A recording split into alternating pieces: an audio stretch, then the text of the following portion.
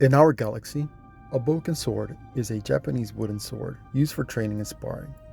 Bokken is comprised of two words, wood, bok, and sword, ken. Bokken is a Japanese wooden sword used for training in kenjutsu. It is usually the size and the shape of a katana, and training with the Bokken does not carry the same mortal risk associated with that of a sharp metal sword, both for the user and other practitioners. While it has several advantages in training over the use of a sharp deadly weapon, it can still be deadly. George Lucas was inspired by the samurai culture when creating Star Wars, especially the Jedi. You can see the influence of Japanese samurais into Star Wars. So the reasoning is pretty clear. In real life, a Bokken is used as a substitute for a real sword, so a Bokken Jedi is a weaker substitute for the real deal, at least in the eyes of Baylon Skoll, when he spoke to his apprentice Shinhati about Ezra Bridger, and he used the term Bokken Jedi referring to Ezra. Ezra Bridger was trained outside of the traditional Jedi training methods that even his master Kanan Jarrus was trained under. Kanan Jarrus was trained at the Jedi Temple as a young Padawan.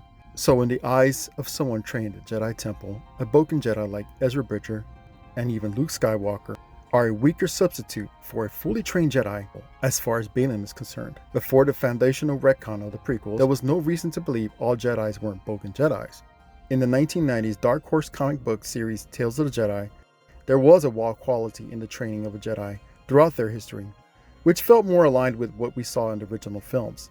But the Phantom Menace changed all, effectively making the Jedi way more bureaucratic than we'd imagine. Ahsoka is taking early Jedi notes on the classical Star Wars trilogy and asserting what we believe is the path to become a Jedi.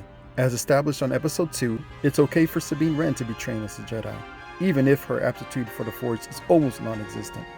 In Episode 6 of Ahsoka, Baylon is wistful about the idea of the Jedi Order, which implies the practicality of the Order was questionable.